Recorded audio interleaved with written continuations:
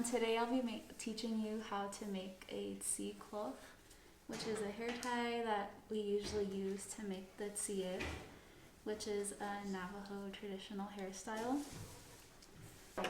So the only thing you'll need is some yarn and a pair of scissors.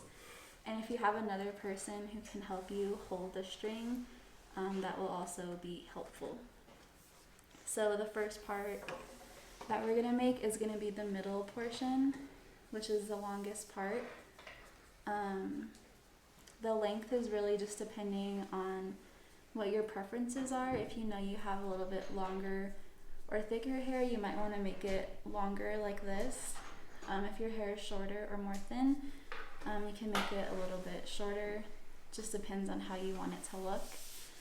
So if you have another person with you, what you'll have them do is hold out their hands however long you want the string to be. So I'll have Taylor hold out her hands and we'll go with that distance. So I'll loop this around once, and then you're just going to want to tie it off to make one loop, and make sure you double knot it just so it stays in place. So you should have one loop like this, and then I'll put it back on Taylor's hands. And to make the middle portion, we're going to loop it around 7 times. And I was taught that we wrap it around 7 times to represent the constellation, the 7 sisters. So you'll just continue to loop around the person's hands until you have 7 loops. And you just want to make sure that you're keeping the string like as tightly wound around the hands as you can. And if you lose count, you can just count the strings until you have 7. Okay, and once you have 7, you'll cut your string and you can take it off the person's hand. Again, you'll just tie it onto itself. So you're completing the loop. Okay, so now that you have your first section, just make sure you cut off any excess yarn at the ends. So you'll have this section done and you'll just set that to the side. And then next we'll work on the tassels. So the tassels, the length is totally up to your preference. Sometimes people like them to be longer like this, or they like them to be a little bit shorter like this. So it's really up to how you want it to look for this type of length. And if you have a person helping you, you can have them cross their fingers together like this, and then you can wrap the yarn around their thumb. So that's what I'll do today with Taylor. You can have them maybe move their hands in a little bit. If you want it shorter, move their hands out if you want it really long. But today we'll be doing it like this. So I'll just measure. And then again, you're going to want to tie it off on the first loop. And then for the ends, I was taught you're going to wrap it around 12 times. And the number 12 represents the 12 Hogan songs. And those are the songs that are sung at the beginning of the Kinalta ceremony and also other types of blessing way ceremonies. So you're going to keep wrapping until you have 12 loops.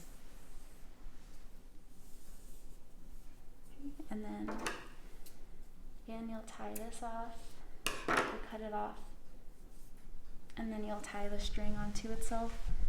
And then once you have this completed, you will cut off the excess strands. And then you're going to want to make sure, so this got a little bit tangled, you're just going to want to make sure it's all the same length.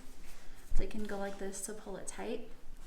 And then you can take this end and you'll take the smaller loop and you'll loop it around the larger string and then loop it back through itself. So it's going to look like this. And then you just pull it tight. So once you pull it tight, it'll make this knot where it's attaching each loop to each other. And then you'll do the same thing on the other side. So you'll have 2 tassels on the end of each tie. And then once you have those attached, you can take your scissors and you can cut through the middle of this loop, and then that'll give your tassels at the end of this type of look. And then once you're done, it should look like this. So you'll have the middle piece, and then you'll have the 2 tassels at the end about the same length, and you have your tzikof, and that's how you make it at home if you have someone with you to help you. If you don't have anyone to help you, you can look around the house, find maybe like a table or something where you can loop it around that's a good length for you. Yeah, so if you're at home by yourself, you can use your foot as a guide. So you can wrap one end around your foot, and then you can use like your hand on the other side to hold it, and you can just wrap it around like this.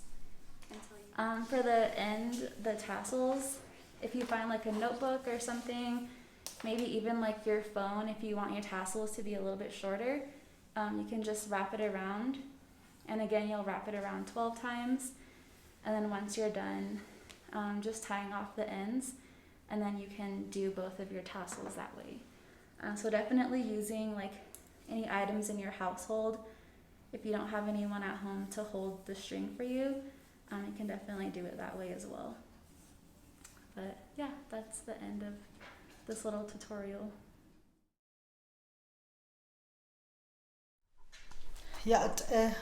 My name is Dorothy Dinetso-Sigishi, and I will be demonstrating how to tie your hair in a Navajo bun. And my participant here is Jasmine, and she has graciously volunteered to have me tie her hair in a hair bun. During a Kinalta ceremony, we usually take extra care. The coming of age ceremony, we usually take extra care in how we tie our Kinalta's hair. And the main reason for that is our hair in the Navajo tradition is our thought process.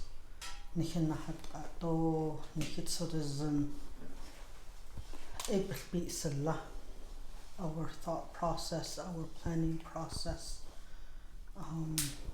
our prayers are all within our hair, and that's why it's really important on a daily basis to take extra care and getting your brushing your hair, and one of the reasons why I hold her whole hair at the base of her neck, where her hairline ends, is that's where one of her main thought processes is. So we gather her hair, all her teachings, all her good planning and all of that, we hold it in one hand, and when we brush it holding it with one hand. And this symbolizes us gathering her thoughts, her plans, and what she will do throughout the day, each day that she ties up her hair. And it's also said that our hair symbolizes the dark clouds as they move through the sky. Go ahead and hold this here. And what I usually do is I usually just go around once at the base of her hair, and with that I fold her her hair 2 times, depending on the length of her hair. It might be 2 times, 4 times, but it all depends on the length of her hair, and then I start raveling the rest of it.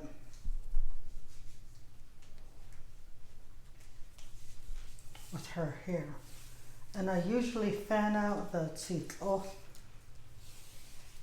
so we can cover her whole the whole length of her tziyeh. I go down and then I go back up,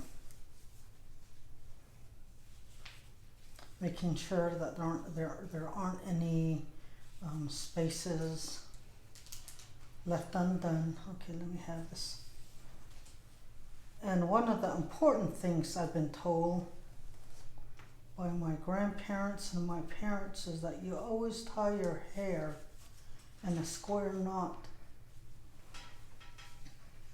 And that in and of itself is to bring balance and to bring order to how you fix your hair, again going back to your thought process. And then after you do that, then you just kind of fan this out to make sure if you did leave any spaces while you're tying up her hair, you fan this out to make sure her whole bun is covered with the wrapping, and then making sure that this is in a square knot, and then fixing her hair, and there you have it.